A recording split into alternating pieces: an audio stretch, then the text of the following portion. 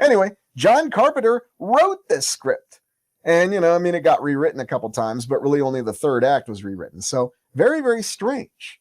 All these things just overlapping and coming together. Really weird. Now, I couldn't help myself but poke fun at the Dune Part 2 because the throne room scene. But guess what other film came out in 1984? David Lynch's Dune. No. And at that same time, that was when CERN was starting to dig out their first particle accelerator. And it was in the late 1980s when they completed that. So all these events that seem to be overlapping, as though some sort of technological breakthrough that might not have been so obvious to the rest of us was actually happening in the 1980s. It was happening subtly. Technology that seems to have been fielded a few decades earlier, but then wherever they were coming with it, this seemed to be the time when they were really starting to test it out. Because remember, really putting the internet together to become something functional that everybody could use in a commercial and a private basis. After you got your private computer, your personal computer that William Shatner sold you in the early 1980s, then by the late 1980s and the early 90s, bam, you could access the internet. And of course, I'm sure somebody knew that, yes, we're going to have all kinds of cables and then Wi-Fi and, data transfer speed's not going to be an issue. I could be wrong, but just imagine if you were privy to that kind of knowledge at that time. What's our real story? It's funny, virtually no movies we talk about here are available unless you buy or rent them. Oh, you noticed that? Yes, indeed. Yes. I'm sure that's just a coincidence, all right? Yeah, there you go, Gross Report. Just put the sunglasses on. Put the glasses on, says Roddy Piper. Wrestling. Yeah, life imitating wrestling. I don't know what I'm talking about. So anyway, so you see how these things all tie together. Here's a screenshot from the Philadelphia experiment. Some rather interesting wire graphics back in the day when they could make things seem futuristic with such things. But very creative and imaginative movie. Guess what? The Philadelphia experiment had a sequel in the 1990s. It was very different. But then they remade it in the 2010s as well. Because, why wouldn't you? It even had Michael Parr in it, albeit in a different role, on the Sci-Fi channel. When I stopped watching the Sci-Fi channel. But, we don't need to talk about that. And no, of course, it didn't compare to the original movie. Surprise, surprise.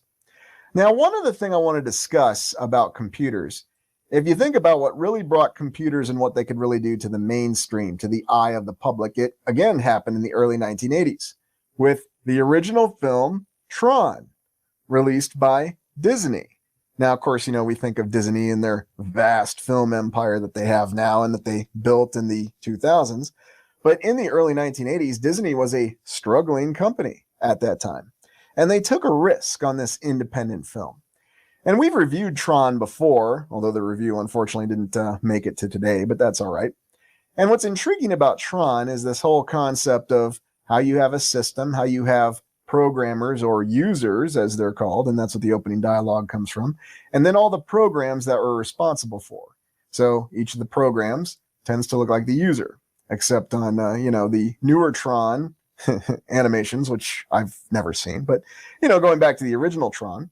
And what was interesting about it was with the work of Walter Gibbs, he had originally written the Master Control program as a chess program. Well, then Edward Dillinger, who took over the company of Incom, he wrote more to the Master Control program. And suddenly it had become a program that was thinking for itself. If you go back and you watch the original Tron, there's a lot of the dialogue that hints to this, of programs becoming self-aware. In other words, what we used to think of as artificial intelligence. Because remember, what we call artificial intelligence now, it's not the same kind of artificial intelligence as this. Interestingly enough. But when you really step back and you look at all that, you can see that this was the film that was really laying out what it would be. What it would be to operate in a computer world, Gross Report. Flynn's Arcade was epic. Oh yeah, you can still get the shirts too. Kind of makes me miss the arcades. And that's something else. And what's funny is that Tron was not a financial success. The games that were actually associated with it, the stand-up arcade games, were more financially successful. Well, then they made the sequel, the hit or miss Tron Legacy, and now I guess they're making Tron Ares with Jared Leto. Yeah, I don't know. But anyway, the Z particle, which was also research that came from CERN, their discovery of the Z particle. So here's a question I have for you. We're all well familiar with the particle accelerator that's in Switzerland. But how many particle accelerators are there across the land that you know of? Or is the only one in Switzerland? Or are they in other locations? Yeah, there you go, Stabulator. Someday the programs will start thinking and the people will stop. Well, it seems to be what we're already heading to, isn't it? Disturbing as it may be. Hey, New West Reset, thank you. Isn't he still having financial problems? Just keep doing the same thing. Eventually it'll be successful, New West Reset. And thank you for that. I appreciate it. Oh, goodness.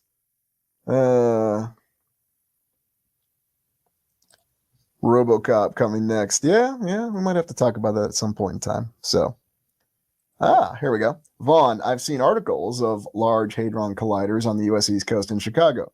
Absolutely. They are everywhere. Particle colliders are all over the land. We tend not to be aware of it, though. It's as though all of our attention is always directed to Switzerland. Is there a reason, or is it just a coincidence? Well, I'll leave that to you. Yeah, Robert, you're right. There are many. They are all over the place. You can look up and see where they are. Some in Louisiana, some in Texas. Everywhere, everywhere, everywhere. So just another little interesting thing about that with the connectivity, if you'll excuse the pun. So, what happened with computers? Now, I'm going to go into some dangerous territory here because I'm actually going to breach the religious theme a little bit more than I tend to. You know, it's not that I'm reluctant to talk about it, but this is another little interesting coincidence that happened. Now, in the 1900s, especially the late 1900s, or the late 20th century, nobody was talking about a millennial reign of Christ. Everybody was talking about the rapture and the tribulation. In other words, if you are a Christian of a certain faith, then you're expecting that prophecy says there's going to be a rapture where all the people that really believe in God are going to instantly go to heaven, and those of us are going to be left behind. This was the real concern in the 1900s, the later 20th century. And in fact, there were a series of 4 films. It's called the Thief in the Night series of films that were made. There were 4 of them. Now, 2 of them were made in the 1970s, A Thief in the Night and A Distant Thunder. Although A Distant Thunder is really just a remake of A Thief in the Night, or another perception of it. The main character is Patty, and she's a young lady whose husband disappears because, well, you know, he went and said his prayers. He was a believer in Jesus Christ, so when the rapture came, he went, but she was left behind. To deal with this new totalitarian regime that in these films was called the United Nations, I'm trying to remember, Imperium for Total Emergency, Unite. And they had what was called the Mark of the Beast. You took a Mark of the Beast. We'll look at that in a second. And the first 2 films revolve around her, but then the second 2 films revolve around a new main character, David, who happens to be a computer programmer. Now, coincidentally, the second 2 films were released in the early 1980s.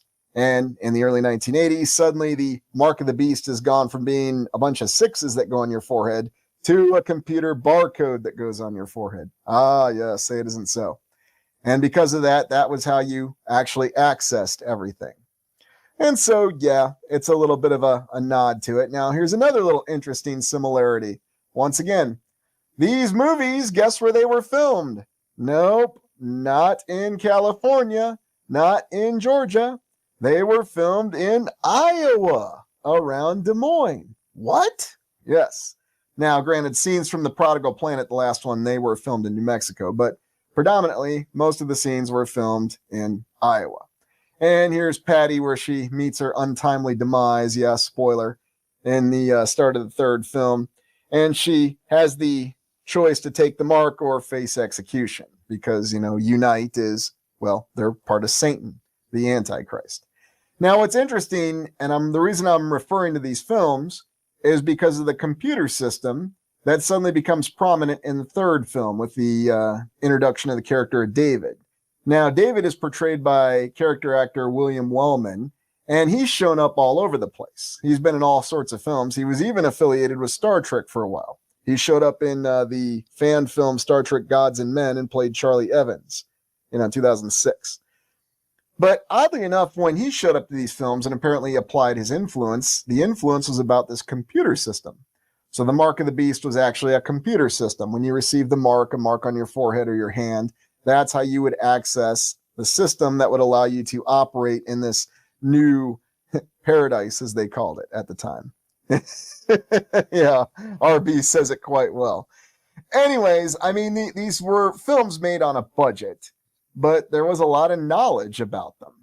And the fact that they had this computer system that was tied into the belief of the tribulation and the rapture was quite interesting. Yeah, Justin, and it was all about that time frame as well. But very interesting that in the early 80s, they pivoted a little bit. Okay, no, it's not just a series of sixes that go on your forehead or your hand. It's a computer barcode. Look out. So, well, Ishko, here's a good comment. This Iowa thing is getting out of control. Like, seriously. Yeah, I know. Like I said, I'm not trying here. I'm really not trying. So, but you can watch these films if you're so inclined for free on YouTube. They actually introduce, so here you see the original barcode in one of the early movies. So either on the forehead or the hand.